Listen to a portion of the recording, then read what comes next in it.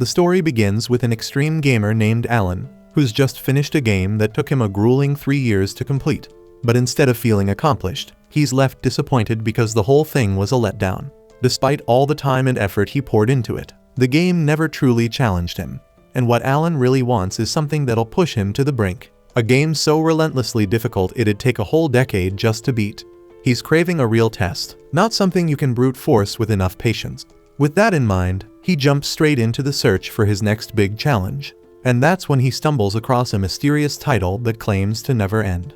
Under normal circumstances, a game installing itself on his computer without permission would be a huge red flag.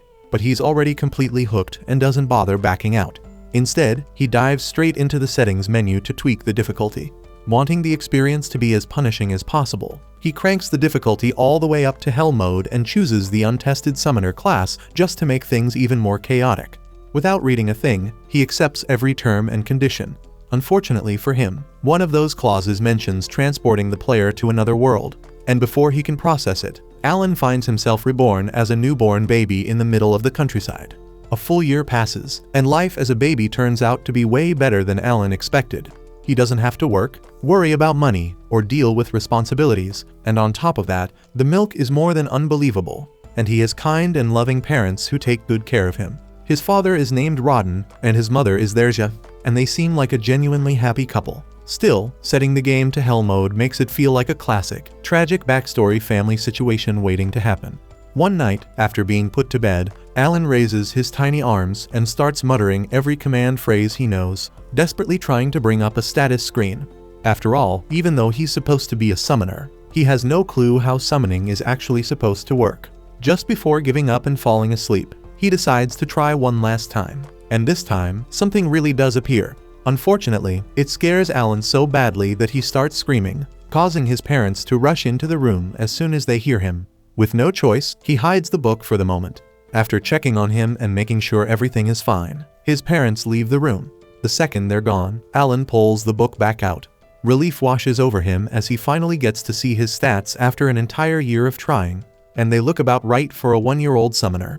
All of his summoning skills are stuck at the lowest tier, but the book explains that they'll improve the more he uses them. So Alan decides to test it out right away, and from what he can tell, he's currently limited to summoning H-rank insects and beasts, which sounds ridiculously weak, so he's not expecting anything impressive at all. Right then, the book suddenly flips to the message section, and Alan realizes he's received a letter from the world's god of creation. The deity apologizes for how long it took to finish Alan's status book, explaining that the summoner class was still being developed, and it ended up taking an entire year to clear all the required approvals.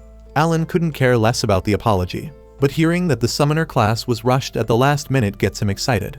If it was pushed out in a hurry, then there are definitely bugs left behind for him to mess with. Fired up, he decides to test it immediately. He wants to start by summoning an insect, but he quickly runs into a problem when he realizes he has no idea how to actually activate his summoning ability. Normally, he would just check a subreddit or watch a quick tutorial, but there's no internet here, so he's stuck figuring it out by himself. After thinking it over for a few minutes, Alan finally figures out that he needs to create an insect skill card first. He gives it a shot, and it works without any issues. Now he's finally ready to summon his insect. But before he can do anything, his mother comes in to check on him again. With no other choice, Alan quickly pretends to be asleep once more. The following day, after his parents get busy with their usual work, Alan opens his grimoire and finally summons the grasshopper.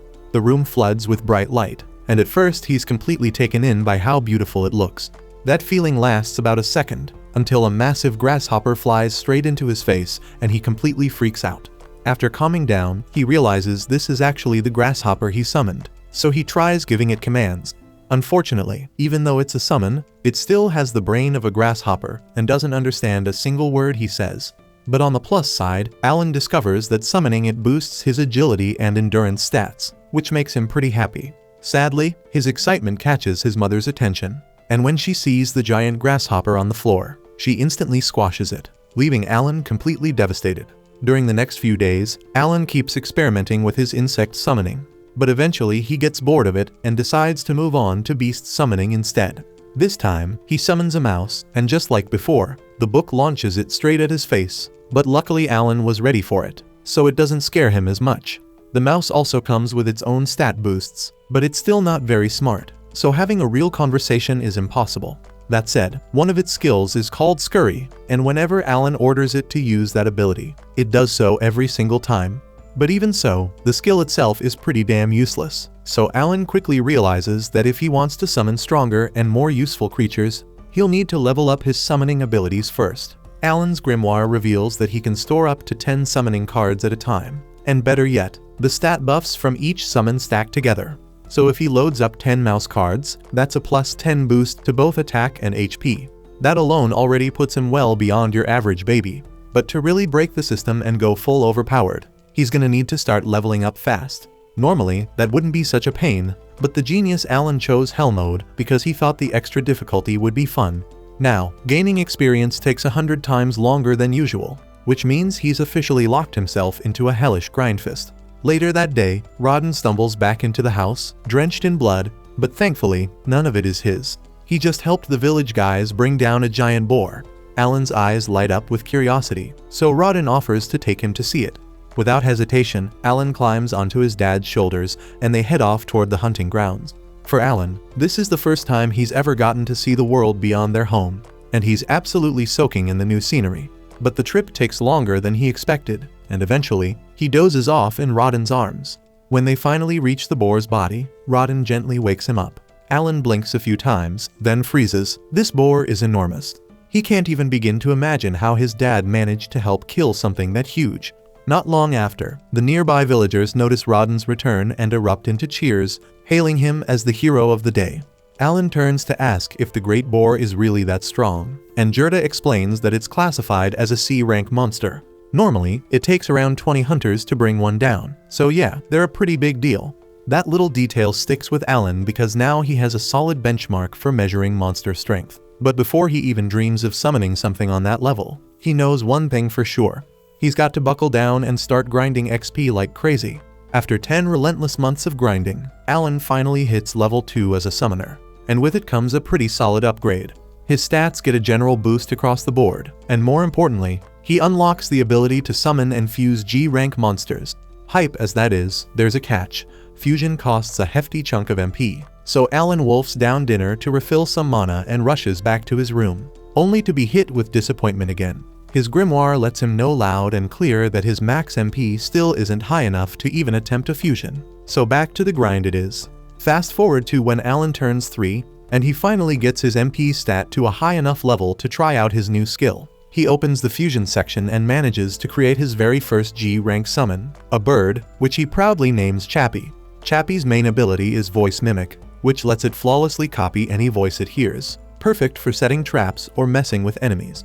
Alan also adds a frog and a mole to his squad, and the frog is pretty useless because all it does is jump up and flash like a living distraction. But the mole is way more useful because it can tear a massive hole in the ground in seconds.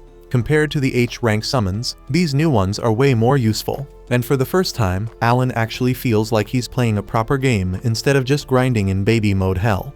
Still, he's nowhere near strong enough to take on real threats yet. Around this time, Gerda's daughter Krina shows up looking to hang out. Her version of playing involves sparring, and unfortunately for Alan, she's absurdly strong. He even maxes out all his summon buffs to stand a chance, but she still wipes the floor with him like it's nothing, meaning the girl's on another level. By the end of the day, Alan and Krina head home, and there's a surprise waiting for him. Derja is pregnant again. Looks like while Alan was off grinding levels, Rodden and Derja were busy leveling up the family. With Derja now unable to do heavy work, Alan offers to help out with the harvest. After all, with his summon buffs, his physical stats are basically on par with an adult's now. But his parents immediately shoot that down.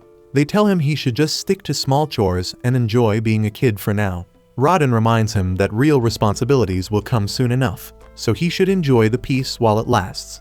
Alan feels a little let down at first after being told he can't help with the harvest. But then it hits him. Farm work is absolutely brutal. No sane parent would expect their 3-year-old to be out there doing backbreaking labor.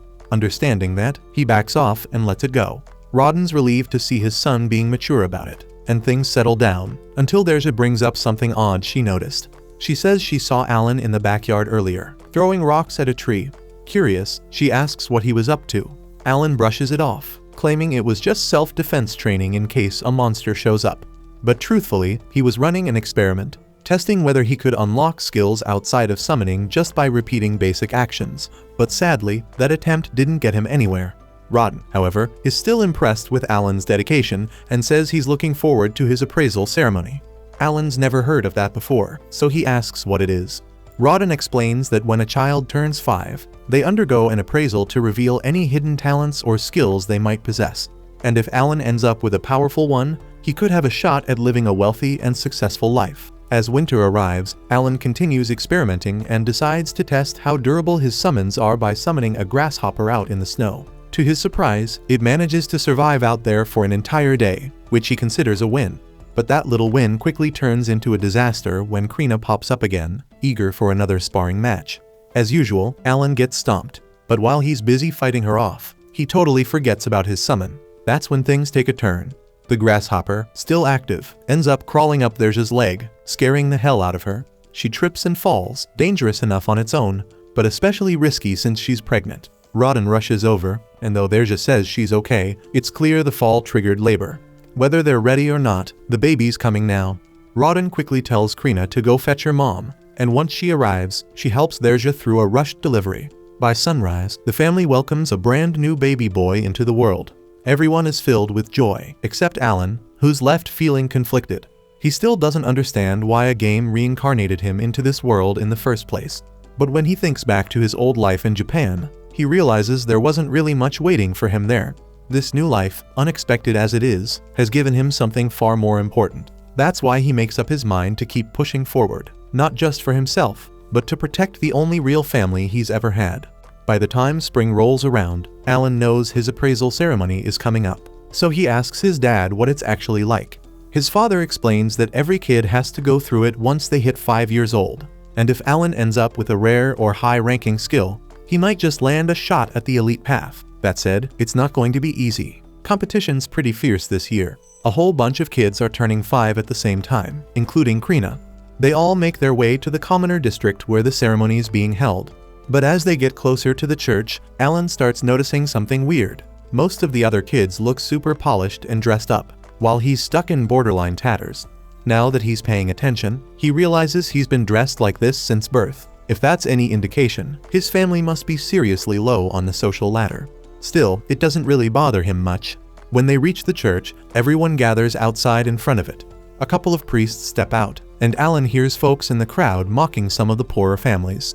The priests aren't having it though. They shut that talk down fast, reminding everyone that divine blessings don't discriminate. Even a broke farmer's kid could be handed a legendary skill. With that, they usher the crowd inside for the actual ceremony. As Alan steps in, he notices 3 towering statues near the altar. They must represent the deities worshipped in this world. One of them is Elmia, the deity of creation. Come to think of it, Elmia's the same one who sent him that apology message about the delay in developing the summoner class. First up for appraisal is Palomas, the village chief's son. He's told to place his hand on the glowing crystal sphere to reveal his stats. Palomas obeys, and a moment later, the stone wall lights up, displaying his class as a merchant. His father looks pleased with the result, but Alan, on the other hand, was kind of expecting something more dramatic. It's basically the same function as his grimoire, except this version uses letter grades instead of numbers. The process continues, as some kids walk away with impressive talents, while others don't get anything worth mentioning. A few hours pass, and now only 2 are left, Alan and Krina. Krina's turn is up, and she practically sprints over to the crystal with excitement. The second she touches it, the whole thing erupts in a blinding white glow. Her father panics for a second, thinking maybe something's gone wrong, but the priests are just frozen in shock. Turns out, the reading is legit, and Krina just unlocked the Sword Lord class, one of the most powerful titles out there. Her dad is over the moon, but Krina herself doesn't seem to grasp just how big of a deal this is. Alan isn't all that shocked by the announcement because he's been getting his ass handed to him by Krina for years now, so it kind of checks out. But now it's his turn, and the priest tells him to step up to the altar. When he lays his hand on the crystal ball, nothing happens at first, but then there's a sudden flash of light, and the damn thing blasts him backward. Rodden rushes over, making sure Alan's okay, then turns to the priest and asks what talent his son got, since reading isn't exactly his strong suit. Based on how strong the crystal reacted, he's expecting something insane, but instead the priest says that Alan has 0 talent. Alan's stunned. No way, that's right. He knows for damn sure he's got a skill, but when he looks up at the board it confirms it. Every single stat is locked at E rank. He's convinced this whole mess is Elmia's fault for completely botching the summoner class code. Before he can spiral too hard, Rodden wraps his arms around him from behind, trying to soften the blow. He doesn't want Alan to feel crushed about not having a talent. They head home together after that, and despite what happened, nobody treats him any differently. Alan really does appreciate how his family supports him, but deep down, he knows the whole no talent thing is bullshit. His grimoire still works like normal, so he figures the E ranks have more to do with the fact that he's stuck playing on hell mode. All the other kids are the same age as him and probably got evaluated based on their leveling potential. But in Alan's case, since it takes him literally 100 times more XP to gain a level, it makes sense that his stats are stuck in the gutter, even if his real strength is way higher than the board shows. Most folks would have lost their minds over something like this, but Alan isn't some casual noob playing for fun. He lives for the brutal grind. Still, he can't shake the feeling that something's seriously off with the summoner class, especially since he saw some sketchy error code pop up at the bottom of his appraisal. He's already planning to file a mountain of complaints to the dev team over it. The following day, Alan tags along with his family to visit Krina's place. But on the way, he starts picking up on something odd. His dad's been acting off. Over at Krina's house, everyone's in the mood to party and celebrate her becoming a sword lord. But Rodden still looks like he's chewing on a lemon. Gerda flat out refuses to join the celebration until Rodden quits the attitude. At first, Alan thinks maybe his dad's just bitter that Krina got something special. But that's not like him at all. Rodden's not that petty, so whatever's eating at him, it has to be something deeper. The two of them keep going at it for another minute until Gerda finally blurts out that Rodden mentioned cutting ties between their families right before they sat down. Rodden stands by what he said, explaining that now that Krina's a sword lord, she's got a damn near guaranteed way out of this tiny backwater town. If things go well, she might even rise to nobility. And if that happens, staying connected to a broke family like Rodden's could just drag her down. Gerda fires back, shouting that he doesn't give a damn about status or any of that crap. But Rodden keeps pushing, saying he's only doing what's best for Krina. The argument heats up again, but their wives eventually step in and pull them apart before it gets worse. Alan's kind of thrown off by how chill everyone seems about the fight, so he quietly asks Gerda's wife if this kind of thing happens often. She just laughs and says yeah, it used to happen all the time, but they always made up after. Turns out, the four of them have been close since they were kids, born and raised in the same village. About 10 years back, when word first got out about building a new settlement, they all jumped in together and helped lay the foundations. Gerda and Rodden bonded a ton during that time. Thinking back on it all makes them realize how dumb this argument really is. Not long after, a message comes in that the Night Order has taken an interest in Krina, and they're on their way over. Alan figures the news about her Sword Lord class must have spread like wildfire. It's a good thing, of course, as she's finally getting the recognition she deserves. But Gerda still seems a little uneasy because she's way too young to be signing up for knighthood just yet. Then out of nowhere, one of the kids from the appraisal ceremony, the kind who got a decent talent, decides to mouth off. He walks up to Alan and tells him he doesn't belong here, calling him a talentless reject. But Alan couldn't care less. He's still got his summoner powers, so this loser's opinion doesn't mean squat. But Krina isn't having it. No one talks trash about her best friend. She steps up and tells the punk to back off, nearly lops off his damn finger in the process, before Gerda quickly steps in and drags her away. Right after that, the village chief announces that the Night Order has finally arrived. The whole place lights up since nobody here gets to see real knights up close. The chief then calls for Gerda and Krina to come meet the knight captain. Krina's practically shaking with excitement, since she's always dreamed of becoming a knight. So meeting the captain in person is like the ultimate wish for her. Alan starts wondering if the knights are planning to take Krina back to the capital for training. But before the knight captain can say anything, Gerda jumps in, saying he can't allow it since she's still just a kid. The captain shrugs it off, saying age doesn't matter. If she's really a sword lord, then she should be more than capable of handling the training. There's no issue, unless of course they made the whole thing up and lied about her being a sword lord just to deceive the Night Order. Gerda quickly denies it, swearing he's telling the truth, but it's already too late. The captain made up his mind, and he orders his vice captain to test Krina in a duel right here, right now, and without hesitating for even a second, the man agrees. Gerda then pleads with the captain to rethink this. He doesn't want his daughter's life on the line over some test, but the captain makes it crystal clear that if Krina refuses to fight, that alone will count as proof that she's a fraud. And if that's the case, not just her, but her entire family will be put to death. One of the knights then hands her a sword. Any normal 5-year-old would have been shaking in their boots by now, but not Krina. The moment she realizes she gets to wield a real weapon, she accepts the duel without hesitation. The crowd clears, and the duel begins. Reborn steps forward to face her, and Krina doesn't waste a second and charges in at full speed. And from one look, she's swinging a sword twice her size like it's made of paper, and she's actually managing to keep up with Reborn, forcing him to stay on guard, but he's still handling her without too much trouble. The knight captain watches with a cold stare, clearly not impressed by what he's seen so far. But then Krina blocks one of Reborn's attacks cleanly and gets ready to counter. Before she can strike though, Reborn slams his foot into her and sends her flying across the street, crashing straight into a wall. Gerda loses it. The second he sees his daughter tossed like that, he tries to rush in, but the knights slam him down and pin him to the ground. Alan and Rodden try to help, but they get pushed down too. Alan can't believe what he's seeing. This isn't right. Whether Krina is a sword lord or not, she's still a kid, and the guy she's fighting is a grown-ass knight with years of battle experience. But just then, something changes. Krina starts getting back up, and the air around her shifts. There's this heavy, dangerous pressure rolling off her, and she's not saying a word. Just standing there, radiating pure menace. Without wasting a breath, Krina charges in with another full-force assault, locked in like a heat-seeking missile. This time, Reborn doesn't stand a chance. She absolutely steamrolls him, shattering his sword clean in half and nearly lopping off his damn head. Krina looks a little let down that the match ended so fast, but she clearly enjoyed herself. She casually thanks Reborn for the warm-up and strolls off, leaving the poor guy with nothing but the crushing fact that he just got wrecked by a 5-year-old. Gerda exhales hard, grateful that his daughter made it out in one piece, and starts showering her with praise for how well she fought.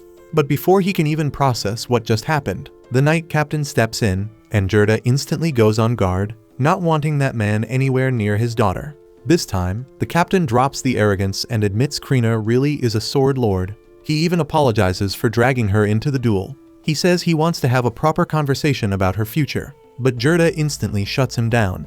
The captain then offers to let him bring backup to the meeting if that'll help. And after a moment of hesitation, Gerda agrees, only because it makes him feel a bit more secure. They all head to the chief's house for lunch, where Xenoph properly apologizes for the stunt he pulled earlier. He explains that he was ordered by the Baron to verify if a genuine sword lord existed in this village, and after what he just witnessed, there's no denying it.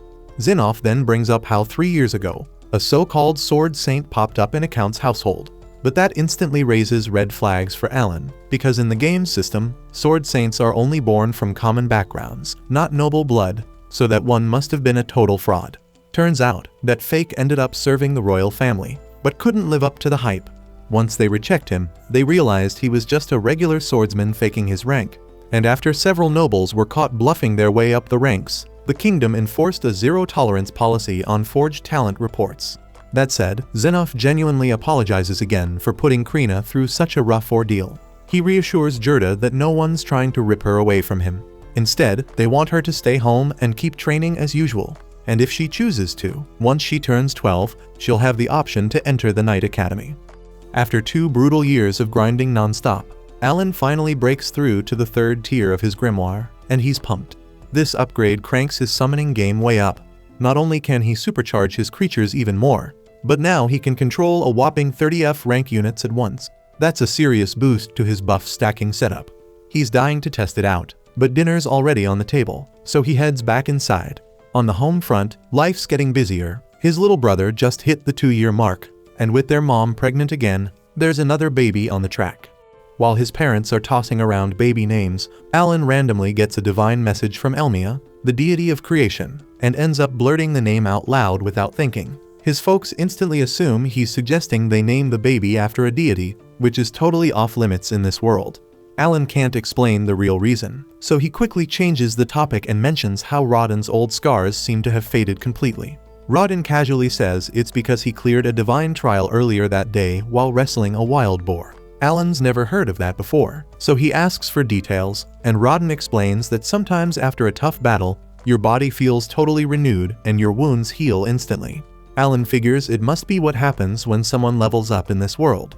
Rodden's a beast of a fighter, so it makes sense if he levels up a lot. Alan, on the other hand, might have a level 3 grimoire, but his body's still stuck at level 1 since he hasn't fought a single monster yet. If he wants to grow stronger, he's got to jump into real combat. That's easier said than done though. He's not allowed to leave the village without permission. The only real way around that rule is by joining a hunting party. But the moment he brings it up, his dad shuts it down right away. He refuses to let Alan risk his life like that. Later that night, when the whole house is asleep, Alan opens his grimoire to check out the message from Elmia. He already has a pretty good guess what it's about. He sent a heated complaint after that appraisal ceremony fiasco. Turns out, Elmia apologizes for the glitch that made him look talentless during the test. It's fixed now, so next time he's appraised, his summoner class should appear properly. The deity also explains that Alan's stats show as E rank because he picked Hell mode, but in reality, he's way stronger than that. And to fix it, they've added a special stats section just for Alan. Alan scans through his updated stat sheet, and to his surprise, it's way better than he expected. He's packing several S and a rank stats, right on par with what Krina had gotten. So he feels like all those long hours of grinding are finally paying off. Satisfied with the results, he moves on to the fun part, testing out his new powers. First up is that enhanced skill. He pulls out a grasshopper card, activates the ability, and watches as the stat boost kicks in. The buff clearly powers up the grasshopper itself, but Alan quickly notices that it doesn't boost the buffs he receives through the summon. Still curious, he decides to call out the creature just to see the changes in real time. And as soon as it spawns, it gives off a faint glow for a few seconds. Definitely looks enhanced. But outside of that, not much else seems different. Before he can dig any deeper, his mom walks in to check on him. And the second she sees the grasshopper, she freaks out and flattens it without hesitation. The following day, Rodden gears up for a hunting trip. And while he's out, Alan slips into the backyard to mess around more with his grimoire. He's been trying every card combo he can think of, hoping to unlock a new summon. He's already burned through most of his viable pairs, and this last combo feels like his final shot. Thankfully, the fusion works this time, and he gets a new card, but it's labeled grass, so he's not sure how useful that'll be. On the upside, it seems to come with an MP buff, which means it might help him increase the number of summons he can use in a day. Curious, Alan summons the grass card, and to his utter confusion, an apple creature pops out.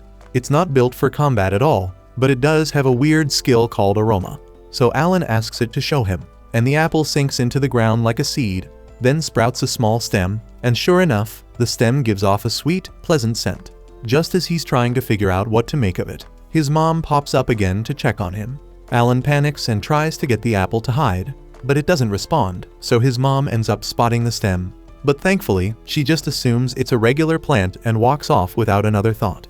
Still, Alan knows this thing's going to need a whole lot more testing before he figures out what it's actually capable of. Later that day, Alan's back at it, sparring with Krina like usual. But even with all his new buffs from leveling up, he still can't land a solid hit. Her strength's just on another level. Still, Krina notices something. Alan's gotten way tougher. That catches him off guard, so he checks his stats and finds out that his sword mastery has already hit level 3, all thanks to their regular training sessions, and he's pumped to see some real progress.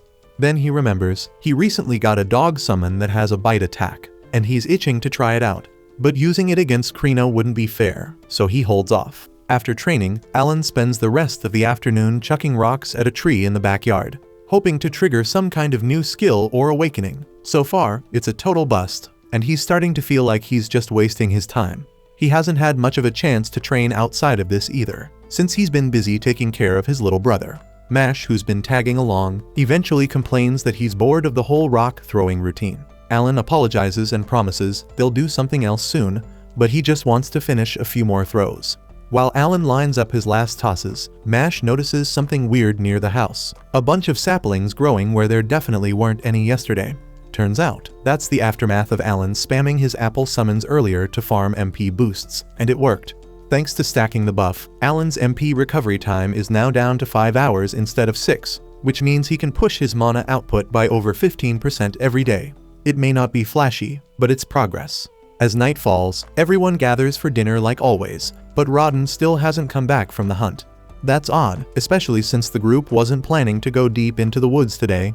Derja tries to stay calm, putting on a brave face, but that calm is shattered when the hunters return in a panic, carrying Rodden's unconscious body. One glance is all it takes to see he's in critical condition. He caught a boar's fang straight to the gut, but they managed to cauterize the wound on the way back, and he's barely hanging on. The only reason he's still breathing is the healing herb they gave him during the trip home. They're just stunned to hear that since they're expensive, and she has no idea how they even got one. Gerda explains that after the night captain apologized for how he treated them, he offered a bag of gold coins to make up for it. They used that gold to buy the herb, but it still wasn't enough to fully heal Rodden. Tensions spike as the other hunters start yelling, blaming the entire disaster on the commoners. But then all the shouting wakes Mash, who bursts into tears. So Alan quickly scoops him up and takes him back to bed. The rest of the hunters decide to clear out, leaving the family alone to process everything in peace. Once things finally settle down, Alan quietly asks what really happened, and if it's true that a commoner is the reason for all this. Gerda explains that a few days earlier, he and Rodden were called in by the village chief, who told them that commoners would be joining the next hunt. Boar meat is incredibly valuable, so most of it goes straight to the Baron, but the rest is split between the hunters. Sometimes it gets traded for other supplies, but unless you're out there hunting yourself, getting your hands on any decent boar meat is tough. Even so, none of the commoners had ever joined a hunt before, and with good reason. It's dangerous as hell, so people get hurt, and some even die every year, so naturally, they've always kept their distance. But ever since Rodden's name started spreading like wildfire as some kind of legendary hunter, some of the commoners got the idea that if they tagged along, he'd do all the heavy lifting while they enjoyed the rewards. So they went to the chief and asked to be included in future hunts. Rodden and Gerda were against it, but since it came from the chief, they had no choice but to comply. And just like they feared, it all went downhill fast. During practice, the commoners barely put in any effort, and when the actual hunt began, the second they locked eyes with a real boar, they panicked and dropped their weapons and bolted. Their cowardice shattered the entire formation, and to make matters worse, one of them tripped while running, right in the boar's path. Rodden instinctively rushed in to shield him, and took a tusk to the gut for it. The rest of the group managed to kill the boar eventually, but the damage was done. Gerda promises to bring over Rodden's share of the meat tomorrow, but beyond that, there's not much else he can offer. Alan just sits there, feeling completely useless. All this time, he'd been obsessed with powering himself up, and never once thought about helping the people who actually needed him. By the following day, Rodden finally regains consciousness, and everyone is beyond relieved that he pulled through. But even with Rodden awake, Alan can't shake the weight pressing down on him.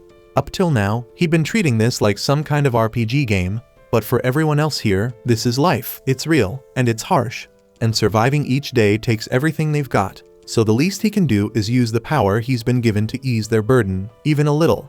Not long after, Gerda shows up again, bringing Rodden's share of the meat just like he promised. He's glad to see Rodden alive, but it's clear from the look on his face that the injury has done real damage. So Rodden won't be able to hunt again, at least not in time to help prepare for winter. Gerda steps up and offers to share from his personal stash to help support Rodden's family while he recovers.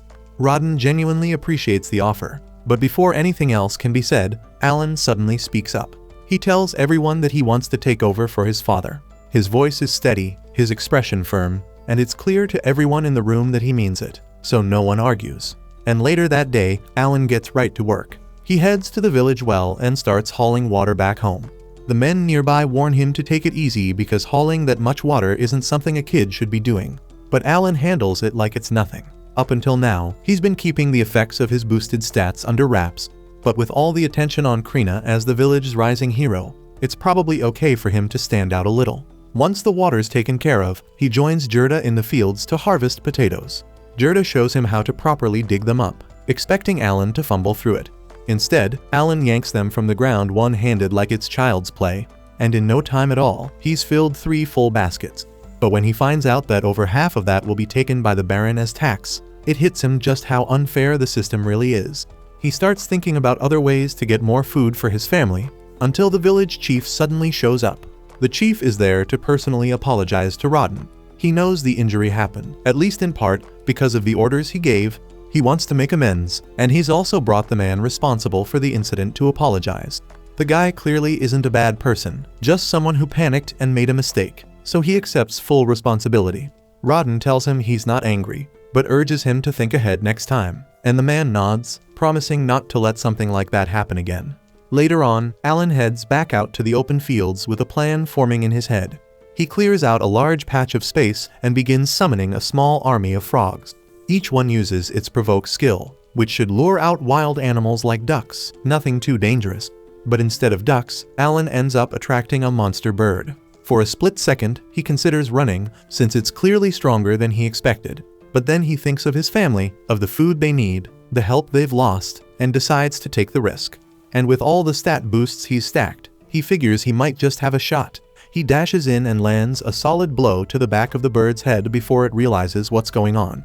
Right after, he summons a pack of dogs to swarm it. The dogs do some solid damage, snapping and clawing at the bird from all sides. But it doesn't take long for the creature to recover and start tearing through them one by one. As each summon goes down, Alan's buffs start fading, leaving him more and more vulnerable. And once the last dog is gone, the monster sets its sights on Alan, who suddenly finds himself in serious danger, face to face with a raging enemy and no backup left. As a last resort, he summons a pair of blood-sucking leeches, which latch onto the Albahiron without hesitation, draining its strength with terrifying speed. The creature starts to stagger, weakened just enough for Alan to get a brief moment to plan his next move. He's nowhere near peak condition since 2 of his summons are already gone and most of his buffs have worn off. But he doesn't lose focus because he's already got the perfect finishing move lined up. Alan then resummons his wolves and gives the signal for all of them, leeches included, to strike together. As they close in, Alan bursts forward alongside them, propelling himself straight at the target and driving his sword with pinpoint force into the Albahiron's head. The hit lands with enough power to drop the beast flat and keep it there for good. A moment later, his grimoire lights up with a message saying he's successfully defeated the Albahiron and earned 100 XP. Seeing that notification pumps him up. He can't help but celebrate for a second, thrilled that the plan worked. Once that rush settles, Alan brings the Albahiron back to his family, and both of them are honestly stunned. They never imagined someone they once thought of as a total pushover could solo a dangerous beast like that. Gerda steps in and offers to help with bleeding the Albahiron properly. Once they've tied the body down, he gives Alan a full breakdown on how to cut and portion the meat correctly. He points out which parts are edible, which ones aren't, and explains the proper method for separating the good cuts. Gerda also mentions that monsters carry magic stones inside them, and by law, any stone found in monsters ranked D or above is subject to taxation.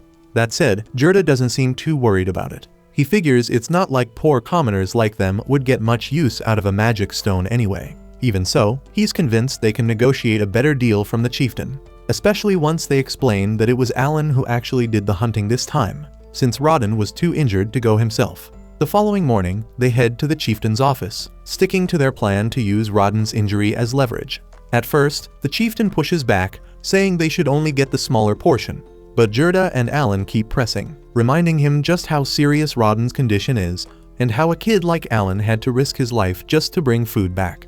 Eventually, the chieftain caves and agrees to give them the larger share, exactly as they hoped. He tells them they can keep all the meat, and he'll only be taking the wings and the magic stones for himself. Still, Alan decides to push things a bit further and asks the chieftain if they'd be allowed to keep making the same kind of deal going forward. Gerda jumps in to back him up, doing everything he can to help persuade the chieftain. After thinking it over for a moment, the chieftain finally gives them the green light and agrees to let them continue under the same terms. After 3 days, Alan heads out again and uses the same strategy to take on 2 more Albahiron. Having already taken one down before, he's feeling a lot more confident now, and it shows. With the help of his leeches, his wolves, and that trusty wooden sword of his, Alan manages to bring down both beasts in record time. Since that first successful hunt, he's been going out every 3 days. But this is the first time he's come back without losing a single summon, and he's honestly thrilled with how well it went. Right on cue, his grimoire flashes and confirms the win, 2 Albahiron down, and 200 XP gained. Even better, it tells him he's officially leveled up and reached level 2. Alan practically explodes with excitement and pulls up his stat window immediately. Sure enough, all of his HP and MP have been fully restored thanks to the level up. But as he looks closer, he notices something strange. His stat increase is only about 60% of what it should be. He doesn't overthink it though. Maybe it's just because he just hit level 2 and the boost hasn't fully kicked in yet. Either way, he's still pumped. All that effort is finally paying off. The more he thinks about it, the more he starts to believe that this could be the trial of the deities that Rodden once mentioned.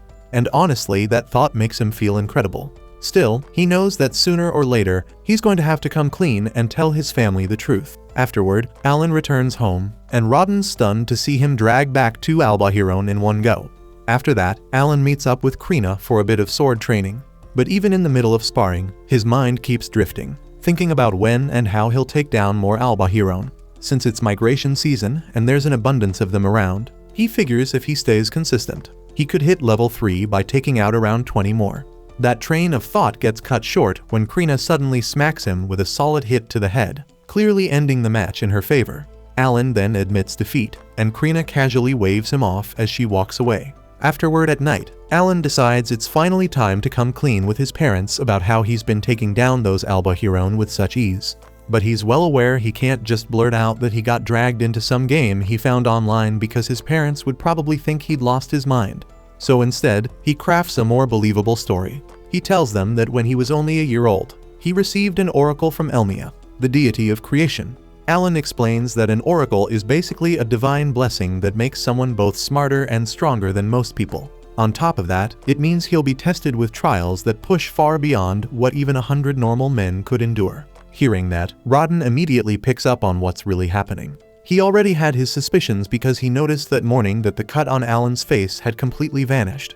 That alone told him Alan must have already gone through one of the deity's trials. But Derja is still trying to make sense of it all, especially since Alan's appraisal results last year said he had no talent whatsoever. That's when Alan adds another layer to the story. He claims he received a second oracle from Lord Elmia just a few months ago. He explains that his appraisal came out low because the process couldn't account for how slowly his trials would develop. On top of that, he says the system couldn't recognize his talent at the time because it was too new to be properly evaluated. Rodden is floored because it means Alan really does have a talent after all. When he asks what that talent is, Alan says he doesn't actually know. The oracle didn't give him the full answer. It hurts him to lie about it, but he knows he can't tell the truth. Revealing that he's a summoner who can control monsters would freak people out, and there's no way he can say anything about being reborn either. In the end, Derja pulls Alan into a hug, calling him brave and incredible, especially for someone so young to be carrying all this on his shoulders. Rodden then asks what Alan wants to do going forward, and Alan tells him that for now, he just wants to prove he's worthy by completing every trial. Rodden's proud of that answer, but he also reminds Alan not to be afraid to lean on others when things get tough.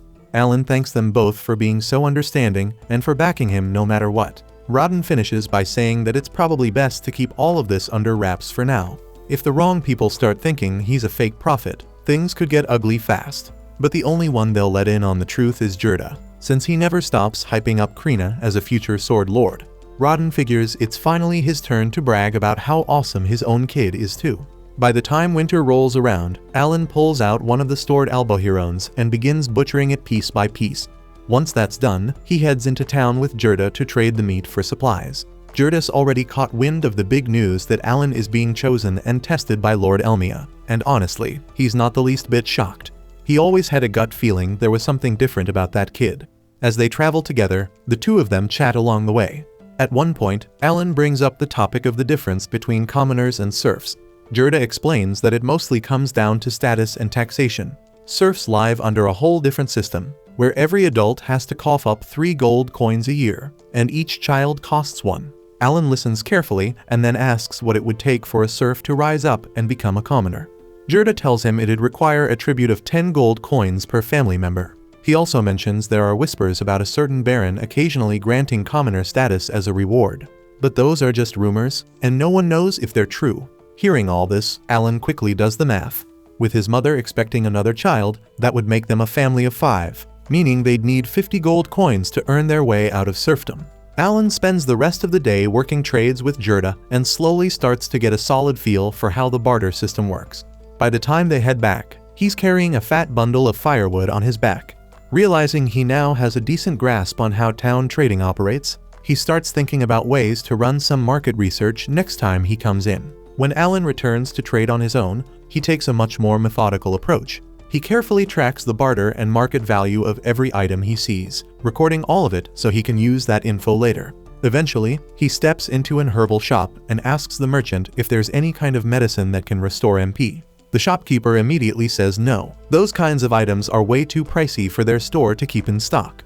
Still, Alan takes his time and scans the shelves full of herbs and medicines. Realizing that documenting all of them by hand would take ages, he focuses hard, and with just his thoughts, his grimoire responds, absorbing the details of every herb in the shop without him having to touch a thing. Following that, Alan asks the shopkeeper if he happens to have any Mueller's flowers in stock.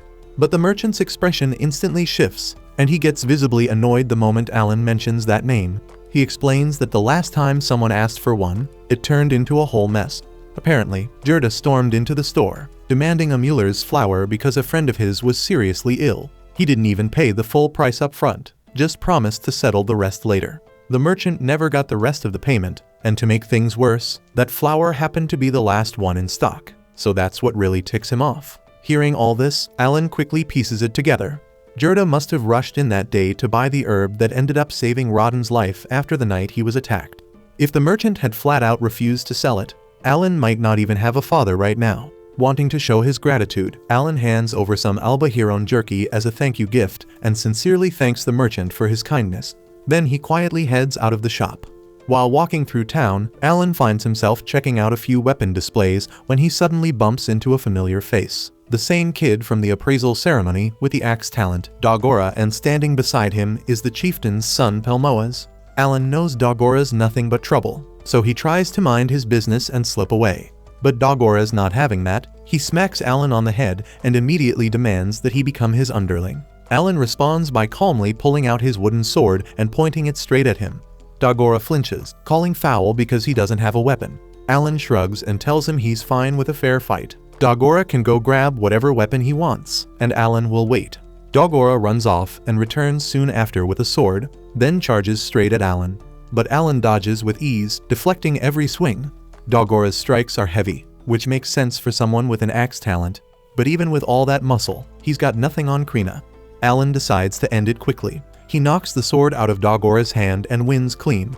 And without saying much, Alan turns and walks away like it was no big deal, which only makes Dagora seethe even more. Later that evening, Alan returns home and sees Rodden unwrapping his bandages. Looks like he's finally healed up and ready to head back into the wild. Derja, however, isn't so thrilled, and she warns him not to overexert himself and risk another injury. The very next day at Krina's place, Dagora shows up again, this time looking for a rematch. But he gets wrecked, and not just once, but over and over again. Still, his pride refuses to let it go, so he keeps demanding more fights, no matter how many times he loses. At the same time, Alan's younger brother Mash has already started sword training with Krina, which gets Alan fired up to see how Mash will turn out during his appraisal ceremony in 2 years. Not long after, the new baby is born, and the family decides to name her Mula. Sometime later, Rodden comes back from a hunt with Gerda and brings some unexpected news. Apparently, the chieftain has summoned their whole family. The chieftain says the Baron now wants them to increase their boar deliveries from 10 to 15.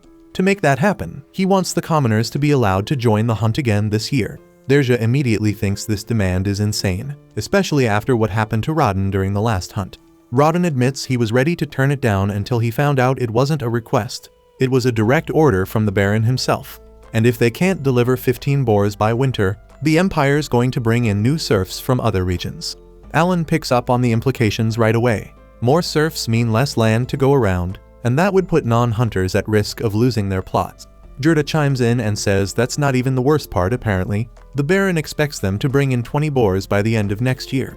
Rodden figures the only way to make that happen is to increase the hunting frequency instead of sticking to their usual schedule of once every 10 days. That's when Alan speaks up and suggests they should just follow the Baron's order. Gerda quickly scolds him for cutting into an adult conversation, but Rodden stops him and lets Alan continue. Alan explains that since it's a direct order from the Baron, refusing isn't an option, and even if the commoners turn out to be dead weight, they'll just have to find a way to make that dead weight useful. Alan says that based on his experience with games, turning underpowered characters into something valuable is kind of his thing. He tells them to trust him and let him handle it. After all, he was blessed with Elmia's wisdom, and if anyone can come up with a working strategy, it's him. The following morning, Alan and Rodden link up with a group of commoners who'll be joining them on the boar hunt. When they spot Alan, most of them are shocked to see such a young kid tagging along.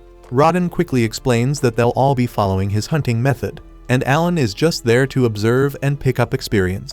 Alan politely assures everyone that he won't be a burden and bows to show his gratitude for letting him tag along, even though part of him wishes he could be more involved. He knows that the real priority is helping train the newcomers. His focus is on giving them enough field experience so that they can help with future hunts because he doesn't want anyone getting seriously hurt like his dad did during last year's boar incident. One of the men quietly approaches Rodden and apologizes for the injury he caused him the year before. Rodden brushes it off with a smile, telling him not to worry about it. Instead, he reminds the group to keep their eyes on today's hunt and leave the past behind. With that, the forest gate creaks open, and the team starts their approach.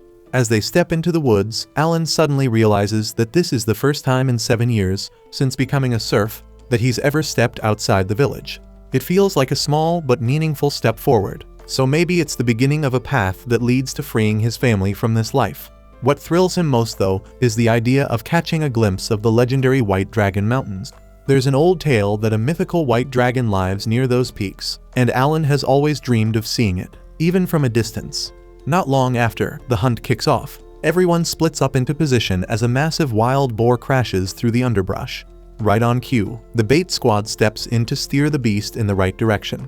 The tank team follows up, holding the boar in place and keeping it from charging or breaking loose. Then, once it's boxed in, the strike team rushes in to finish the job. Alan watches everything unfold with sharp focus, realizing this is the same formation and approach his father and the veterans have been using for over a decade. The coordination, the timing, it's a well-oiled system. And seeing it play out up close, it hits him just how smart and effective it really is. After the boar is finally taken down, the group of commoners can't help but feel a wave of pride rush over them. To them, pulling off a successful hunt like this feels like passing a divine trial. It's proof of their growth and teamwork. Alan figures that, since the boar was classified as a C-rank monster, they probably racked up a solid amount of experience points. Curious, he opens his grimoire to check his own stats. But to his disappointment, he finds that he didn't gain a single point. Thinking it through, he realizes that makes sense. He didn't actually fight, just watched everything from the sidelines. Even so, he feels content seeing the others level up and start to believe in themselves more. Once things settle down, Alan strikes up a casual chat with a few of the villagers. The topic shifts to monster meat, and they start swapping stories about the tastiest creatures they've ever carved up. One of the men, clearly a fan of monster cooking, offers to help Alan butcher any beast he brings in. Alan takes note and quickly decides to take him up on that. He leads the man over to his stash of albohiron and asks if he can handle the butchering. Of course, the guy isn't planning to work for free, so Alan lays out a deal. For every albahon the man processes, Alan will hand over 2 full packs of meat as payment. The offer is surprisingly generous, and the man agrees right away without a second thought. Alan's got a clear reason for this arrangement. He's still hustling to save up 50 gold coins to buy his family out of serfdom. If he hired a pro butcher, it would cost him a small fortune. But with this trade, he gets the job done right without wasting his precious coins. Soon after, the hunt kicks back into gear. This time, they shake things up and decide to break into smaller units instead of sticking together. The new setup lets them cover more ground and bag twice as many boars in half the time. Even so, something keeps nagging at Alan. He still doesn't get why the Baron is pushing so hard to harvest more boars this year than ever before. But orders are orders, and when the Baron speaks, nobody really has the freedom to question it. Out of nowhere, one of the boars charges straight at them. Gerda doesn't waste a second and jumps into action, slamming the beast head-on with a crushing blow that instantly takes it down. He then calls out to the rookie hunters, urging them to step in and finish the job. They do just that, and once again, they're filled with pride for pulling off another successful hunt. The previous time, Alan didn't see any changes to his stats, but this time is a totally different story. He checks his status screen and is hit with a wave of joy because his stats have gone up, and he's officially reached level 3. After thinking it over, he figures out how it happened. The trick was simple, but it worked. As long as one of his summoned creatures makes physical contact with the enemy before it dies, the system counts him as part of the fight. Right before the boar went down, Alan summoned Denka, and the boar ended up stepping on him, making contact. That tiny moment was enough for Alan to earn experience, though it came at a cost.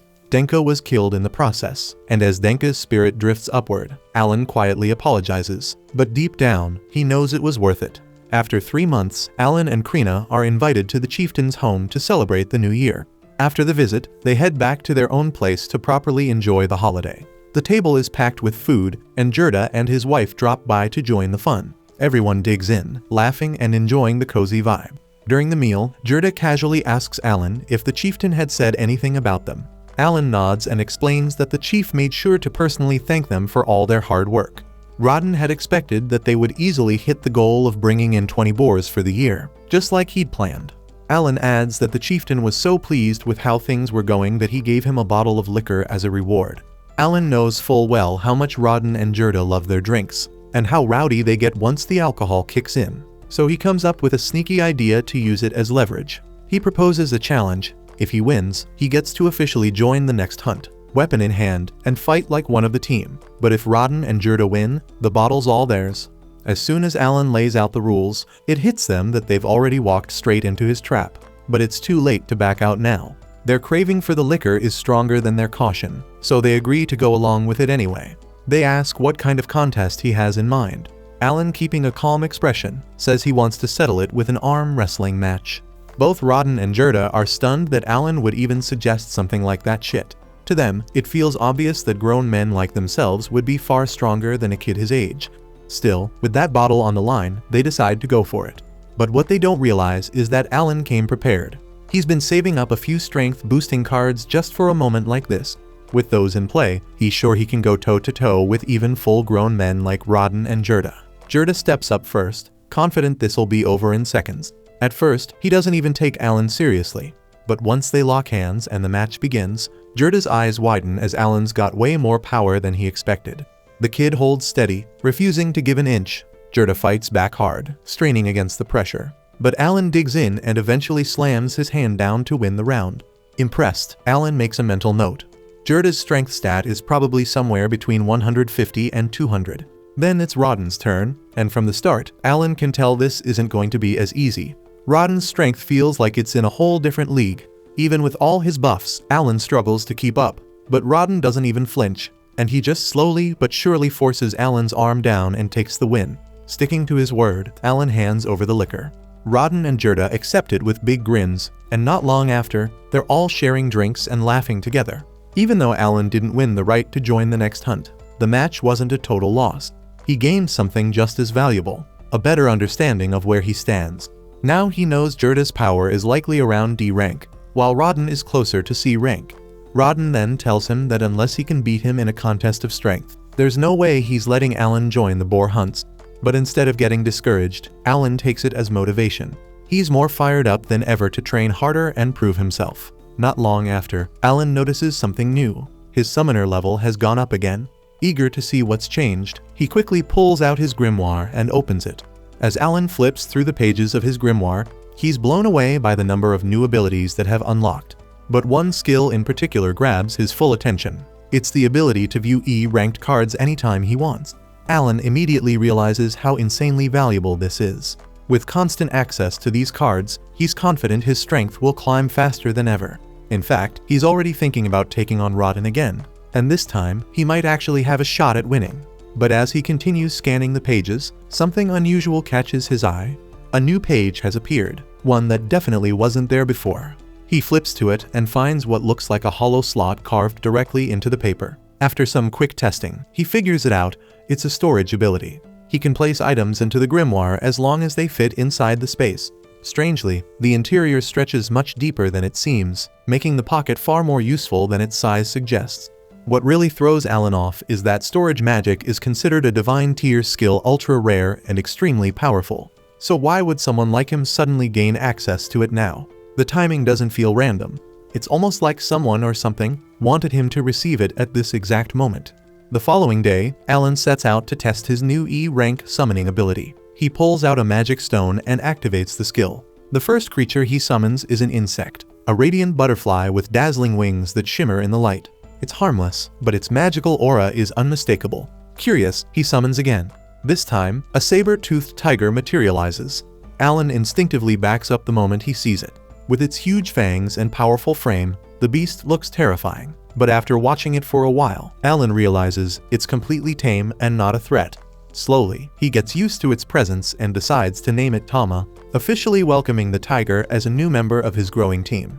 After that, Alan tries to fuse two of his summons together, but quickly runs into a problem. Each fusion consumes a magic stone, and that single discovery changes everything.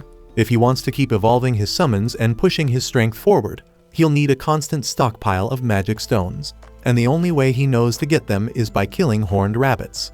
At night, Alan brings up the magic stone issue with his father. To his disappointment, Rodden breaks the bad news that horned rabbits won't be showing up anytime soon. A defensive trench was dug around the village not long ago, cutting off the monster's usual routes in. That means Alan's easy source of magic stones has completely dried up. Frustrated, he spends the night mulling over other options. The next morning, while Krina is busy training and handing Dogora another beating, Alan heads over to speak with Palomas. He asks if he knows anything about magic stones.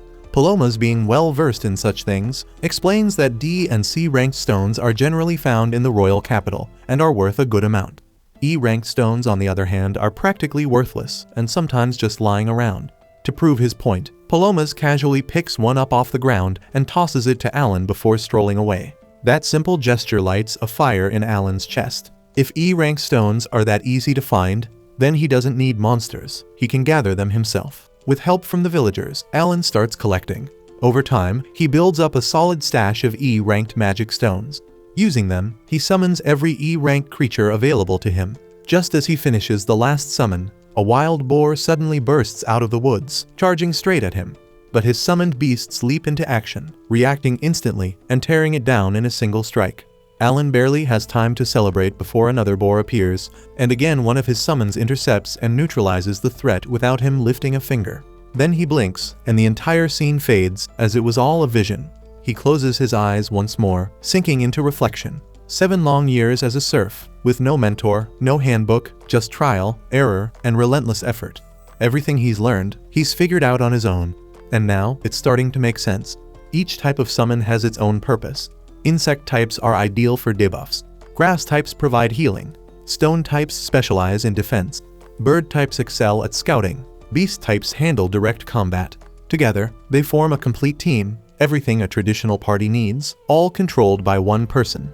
That's the essence of a summoner's true power, and now he finally understands why he was granted a storage skill. It wasn't random. It's there so he can carry the massive supply of magic stones his army will require. And with enough creatures at his disposal, Alan truly believes that a summoner could one day surpass even the Demon Lord's power. Sometime afterward, Gerda, Alan, and Rodden sit in on an early gathering with the chieftain Deboji. During the discussion, the chieftain tells them that the Baron has developed a keen interest in their recent achievements with the boar hunts, and because of that, he intends to visit personally to observe the hunts himself. Gerda's expression tightens the moment he hears this, since it is the very same Baron who first imposed that outrageous quota of boars, and now he plans to show up and watch it all unfold like it is some grand spectacle staged for his amusement. Rodden, on the other hand, does not appear troubled by the Baron's upcoming visit. Instead, he seems puzzled about why Alan was summoned to attend the meeting in the first place. The chieftain clarifies that since the Baron will be coming, he wants Alan to serve as his guide. Alan will oversee showing him around the village, keeping him engaged, and detailing how the hunts are organized and executed. Gerda cannot see why Alan should carry that burden, and he questions why the chieftain does not simply assign his own son Palomas to handle it. The chieftain responds by saying that Palomas is not the ideal candidate for such a duty. He has been told that it was Alan's sharp thinking that fueled the recent triumph in the boar hunts, and for that reason, he considers Alan perfectly suited for the role. He then turns directly to Alan and asks whether he is prepared to accept it. Alan pauses to reflect. He understands that earning the Baron's personal favor means little to him. What truly drives him is liberating his family from serfdom. If he keeps hunting boars the old-fashioned way, it would take a full decade to accumulate enough merit to elevate their standing to commoners. Yet he also recalls that titles and status can sometimes be granted outright by the Baron as a form of reward. So holding on to that slim but real opportunity, Alan agrees to take on the position as the Baron's guide. Several days later, Baron Granville arrives in the settlement accompanied by his daughter Cecile. They are escorted by Zinnoff, and that evening, the chieftain greets them with sincere hospitality, and before long, they all head inside to dine together. After a brief exchange of pleasantries, Baron Granville raises the matter of the boar hunt. He offers his apologies to the chieftain for the abrupt and demanding request for so many boars. He admits that he is aware the quota is harsh, but he was compelled to enforce it because the directive came straight from the king. The chieftain replies that he comprehends the circumstances and harbors no ill will over the matter. As the meal begins, everyone remarks on how flavorful the dishes are. Cecile in particular shows genuine curiosity and asks what type of meat they are enjoying. Alan courteously answers that it is albahirone meat from a fresh catch he secured just the previous day. He then uses the moment to formally present himself as the Baron's guide for the duration of the visit and states that it is a true privilege to be of service. The Baron studies Alan's refined behavior and naturally assumes he must be Deboji's son. Deboji promptly corrects that assumption, explaining that Alan is actually Rodden's son, and that Rodden is regarded as one of the most skilled boar hunters in the entire village. The name Rodden instantly clicks in Xenof's mind, and he recalls both the man and his son from their earlier meeting. But the Baron shows no sign of recognition, so he asks if Rodden had once served among the knights. Deboji answers plainly that Rodden and his household are serfs. The moment those words leave his mouth, Cecile's mood shifts.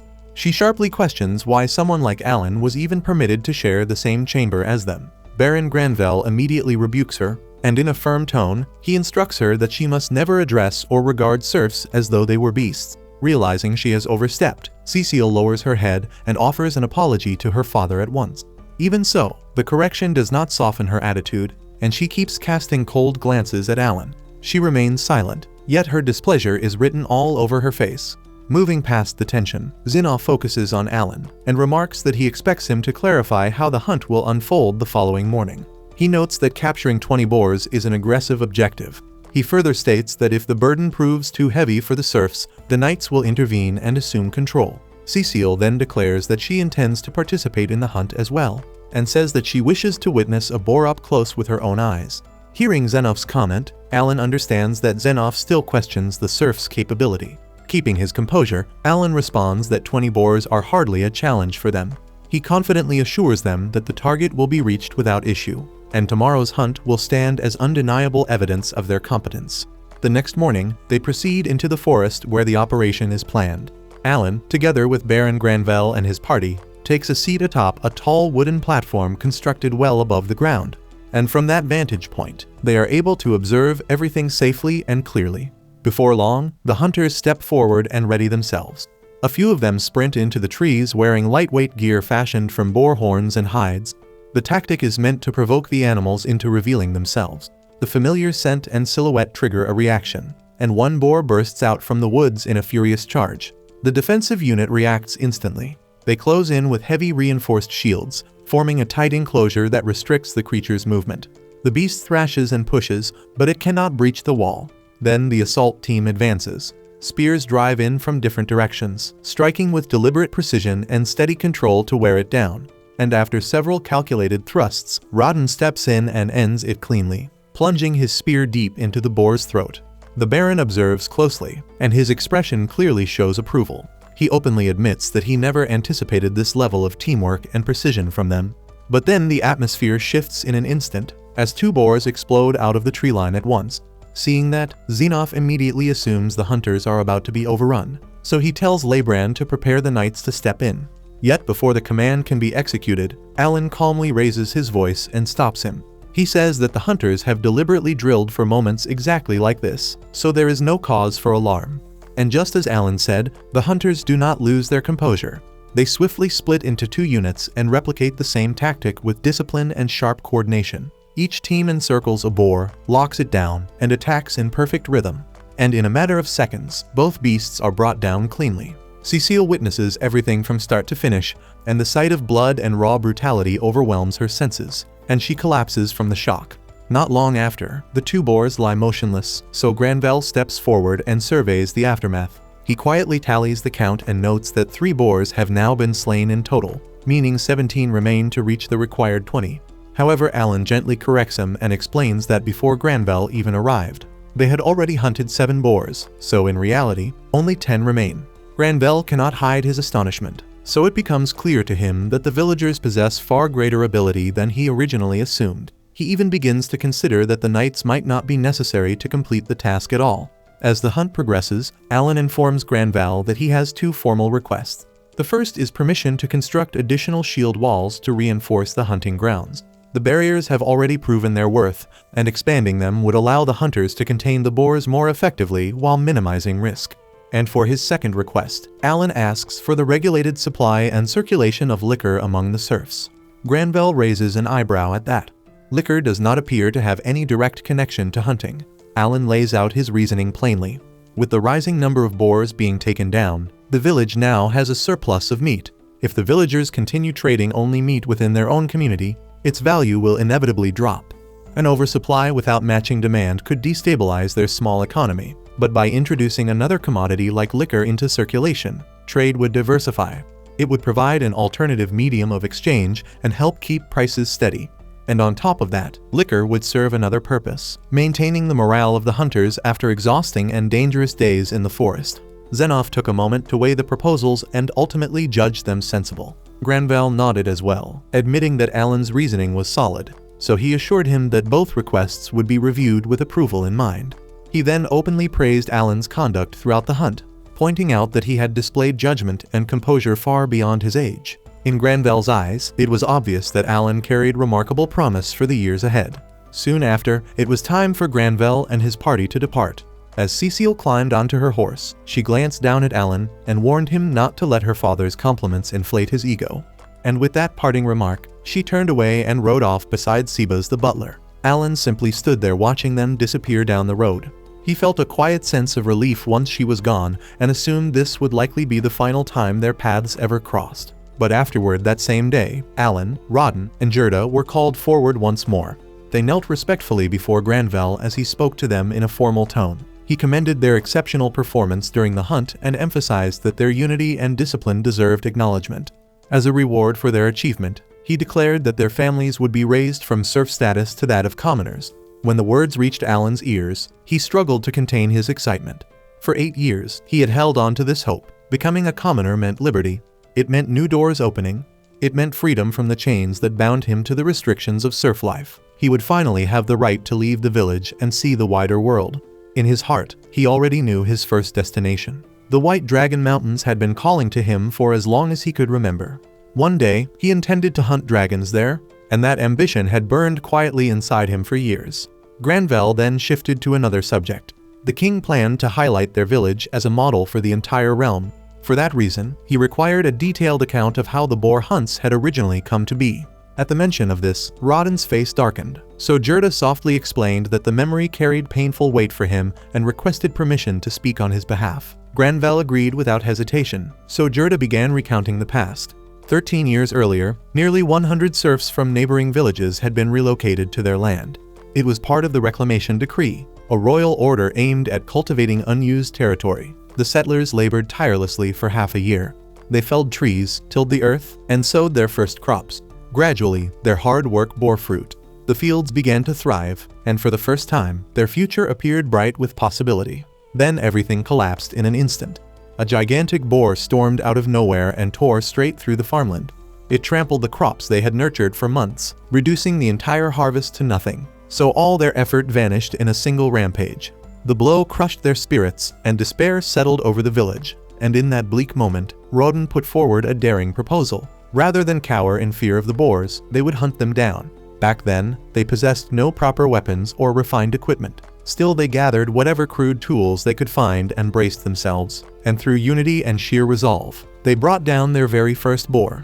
Once the tale was finished, Granvelle could not understand why Rodden had hesitated to recount it.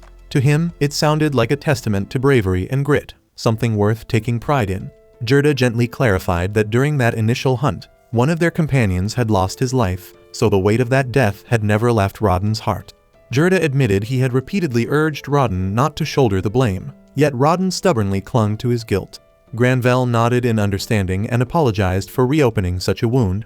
As a gesture of goodwill, he decided to grant Rodden a reward. He invited him to name a wish, promising to fulfill it no matter what it was. The moment Alan heard that, excitement flickered inside him. This felt like an unexpected chance. He figured Rodden might request something modest, perhaps more liquor for the village. Instead, Rodden surprised him. He asked Granvelle to permit Alan to work at the estate. Alan's stomach dropped the second he heard it. That was not the future he had imagined. If he became tied to routine duties at the estate, his ambitions of exploring the world would stall before they even began. Estate work would anchor him in place, delaying every dream he carried. Before Alan could even voice a response, Granvelle told Rodden that Alan's abilities far exceeded that of a mere laborer. Rather than simple estate work, he suggested Alan serve as a personal attendant to the Granvelle family. The role would place him within their household itself, serving them directly. Rodden stood speechless. Such an offer was no small matter. It signified confidence and esteem. Alan would not just be employed there. He would belong to the inner circle of the residents. Cecile's reaction, on the other hand, was far from enthusiastic, and her expression made it obvious she did not approve of the arrangement.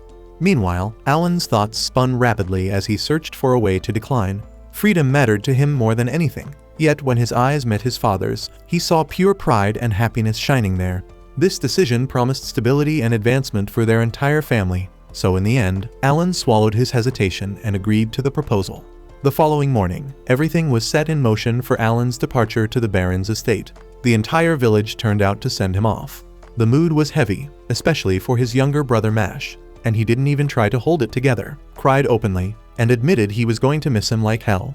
His little sister Mula was still too young to grasp what this meant, so she just stood there quietly, watching with wide, calm eyes. Krina felt it too and didn't try to hide that his leaving hit her hard. And as their own way of saying goodbye, they agreed on one last duel, the same way they had settled things countless times before. The villagers formed a wide circle around them, eyes locked on the fight. As the exchange continued, murmurs began spreading through the crowd. Something was different. Alan was gradually taking control. Usually, Krina dominated these matches and came out on top. This time, though, the tide was shifting, and the reason was something Alan had kept secret. He had spent 20 magic stones to create a hawk, and that crafted familiar had sharpened his speed and reflexes dramatically. He moved cleaner, quicker, and more exact than ever, and with that edge, he managed not just to keep up with Krina, but to outpace her. When it ended, Alan stood as the winner. Still, he didn't accept it outright. He called it a draw and told her they would finish it properly next time. Krina smiled at that, clearly eased by his choice of words. Afterward, Dagoro walked up to him without much talk. He simply placed a dagger into Alan's hand as a farewell gift. He didn't say what he was feeling, but it was obvious enough. He avoided looking him in the eye and turned away almost immediately after handing it over. Then there was nothing left but the actual goodbye. The whole village gathered once more as Alan walked beside his parents toward the gates. They reminded him that he was diligent and talented, but warned him not to overwork himself. They told him to lean on others when necessary and to watch over his own well-being. When they reached the entrance, the farewell was short. No dramatic speeches. No drawn-out tears. Everything that mattered was already clear in their faces. Alan then climbed into the Baron's carriage, and as the wheels began rolling and the village started shrinking behind him, he turned for one final look. The houses, the farmland, the familiar silhouettes of people who shaped who he was, all slowly faded into the distance. A tear slipped down his cheek, not just from sorrow, but from release and resolve. He knew this wasn't an ending. It was simply the beginning of something greater. That concludes this episode. Thank you for watching. If you want to see the next part, be sure to subscribe to the channel and turn on the notification bell.